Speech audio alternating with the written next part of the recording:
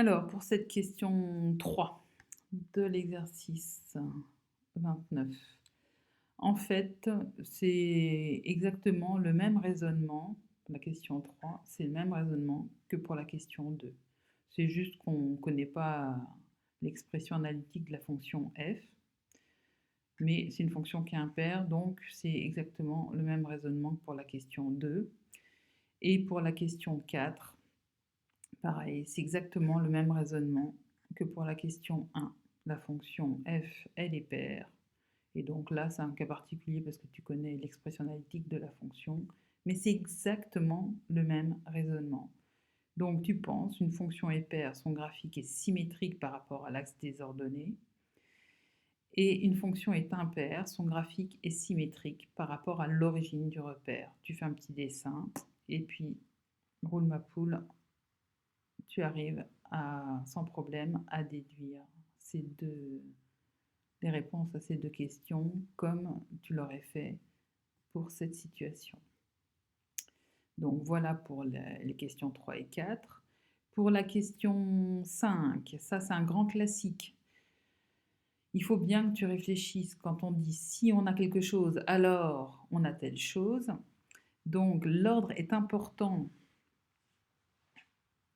Et donc ici, effectivement, c'est un grand classique, tu peux avoir l'intégrale de moins 4 à 4 de f de x dx qui soit strictement positif, et pourtant ta fonction, elle n'est pas positive sur l'intervalle moins 4, 4, tout simplement parce que tu peux très bien te retrouver dans une situation, comme on avait vu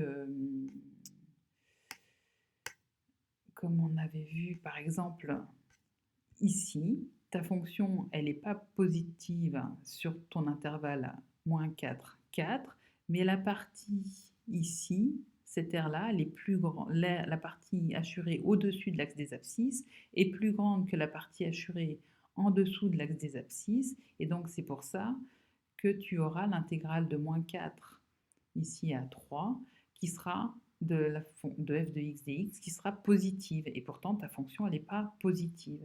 Donc, apprends bien à lire les énoncés.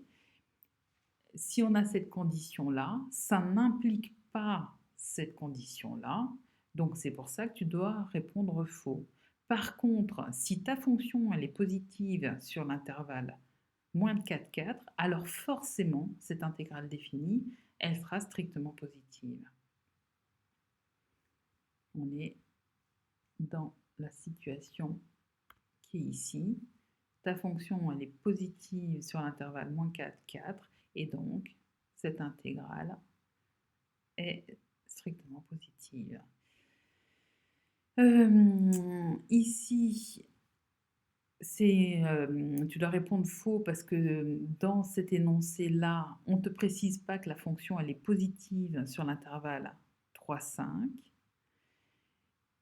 Et donc, c'est pour que tu penses à mettre les valeurs absolues autour de f de x. Ça, c'est purement une question de théorie.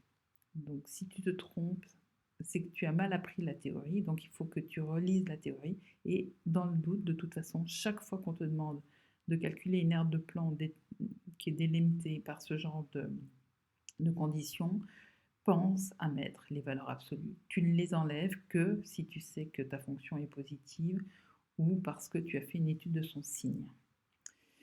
Voilà, voilà, voilà. On s'arrête là. Tchouka.